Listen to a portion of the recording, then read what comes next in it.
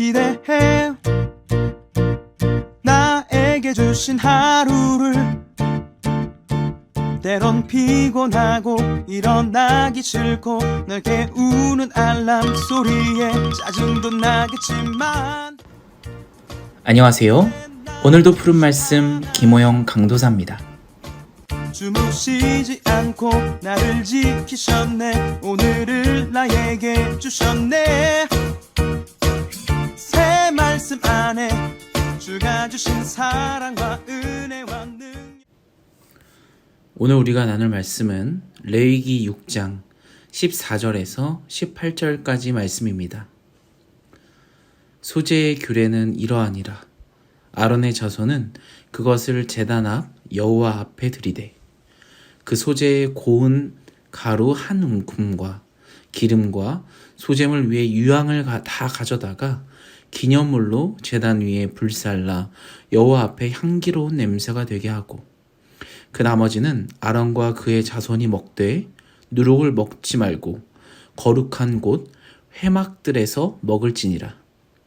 그것에 누룩을 넣어 굽지 말라. 이는 나의 화제물 중에서 내가 그들에게 주어 그들의 소득이 되게 하는 것이라. 속죄제와 속건제 같이 지극히 거룩한 즉 아론 자손의 남자는 모두 이를 먹을지니 이는 여호와의 화제물 중에서 대대로 그들의 영원한 소득이 됨이라. 이를 만지는 자마다 거룩하리라. 아멘. 좋은 아침입니다. 우리가 방금 읽은 이 말씀은 레위기 1장에서 5장까지 살펴보았던 제사법이 다시 등장을 하고 있는데요. 특별히 오늘 읽은 말씀은 바로 소재에 관련된 내용입니다. 왜 앞서 설명했던 내용들이 6장에서 다시 반복돼서 나오는지에 대해서는 우리가 다 알 수는 없습니다. 앞에 설명할 때 같이 설명하면 좋을 법만도 한데 이상하게 6장, 7장에 다시 한 번 더 등장을 하죠. 뭔가 좀 더 중요함을 강조하기 위해서 이렇게 다시 한 번 더 강조하고 있는 것 같지만 내용의 차이가 조금 있습니다. 어떤 내용의 차이가 있냐? 6장과 7장에 나오는 이 제사법은요.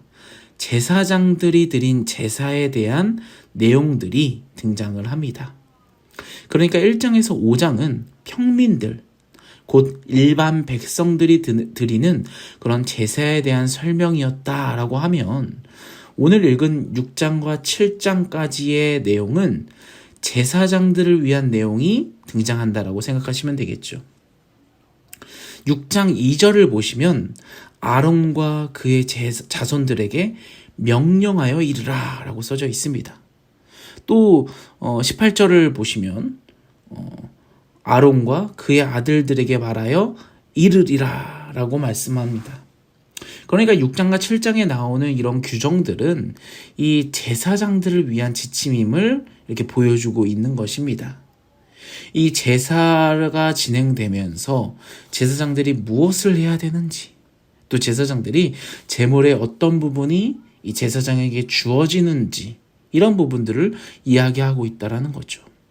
제물의 어떤 부분을 불살라야 되는지, 어떤 부분이 내 몫인지, 어떤 부분이 동료들과 나눠야 되는지, 어떤 부분을 다시 예배자에게 돌려줘야 되는지에 대한 내용들이 등장합니다. 오늘 읽은 부분은 이제 소재에 대한 내용이 추가적으로 등장하는데요. 먼저 일반 백성들이 바친 소재에 대한 내용이 등장합니다. 16절 한번 볼까요?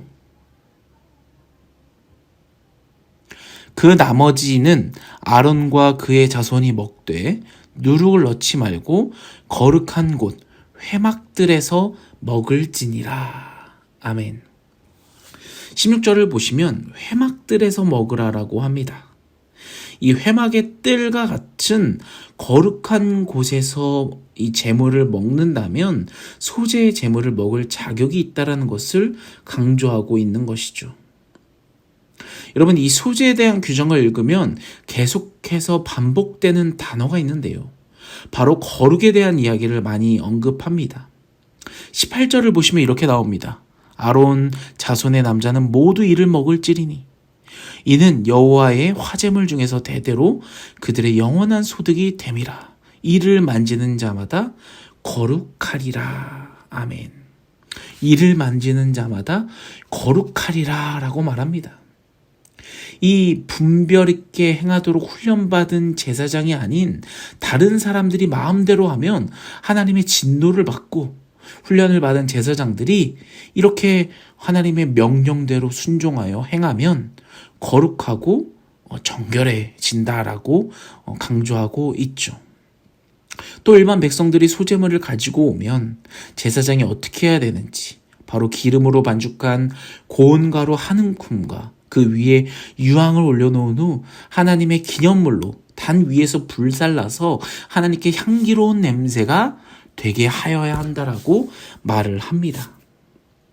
여러분, 향기로운 냄새가 무엇일까요? 여러분, 바로 하나님께서 받으시는 예배를 말합니다.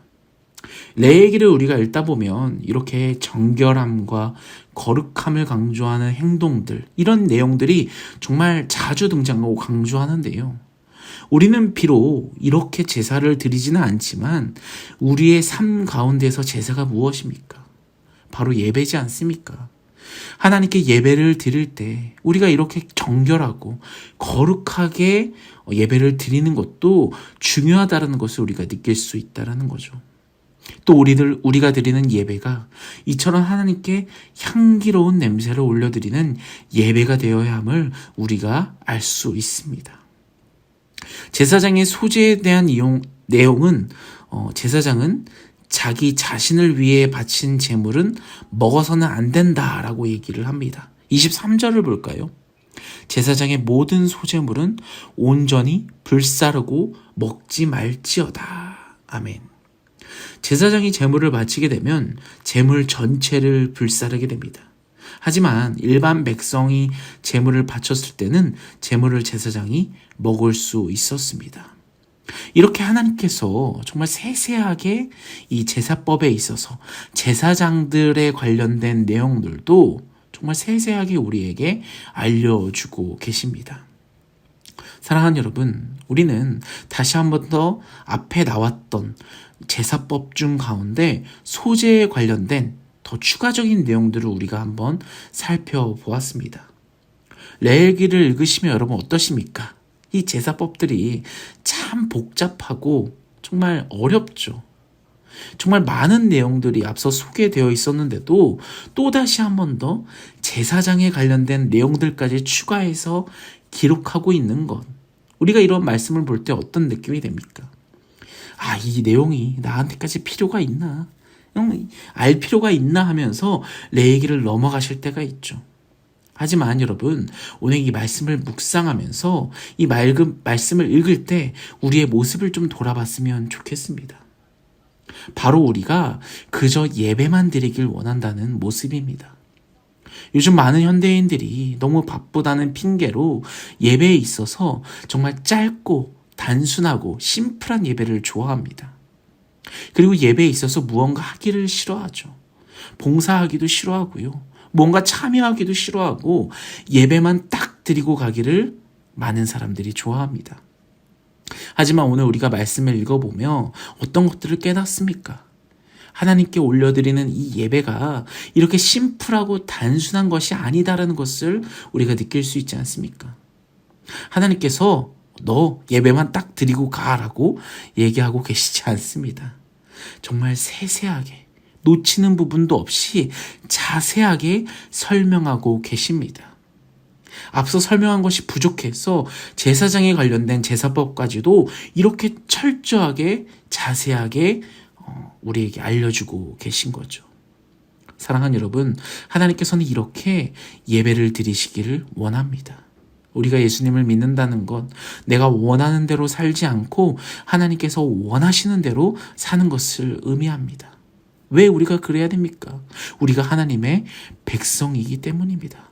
하나님의 백성된 자로서 우리가 하나님께 예배를 드릴 때에 그저 예배만 딱 드리는 그런 행위적인 딱 부분들만 강조하는 것이 아니라 우리가 예배를 드리는 가운데 있어서 정결하고 거룩한 부분들, 또 우리가 좀 소외되고 있는 부분들, 빠지고 있는 부분들, 좀 잘못하고 있는 부분들이 없는지 예배를 드림에 있어서도 정말 철저하게 준비하고 세세하게 분석해서 하나님께 좀 더 멋지게, 좀 더 하나님께 집중해서 드리기를 하나님께서는 원하고 계시다라는 것을 오늘 말씀들을 통해서 우리가 좀 느꼈으면 좋겠습니다.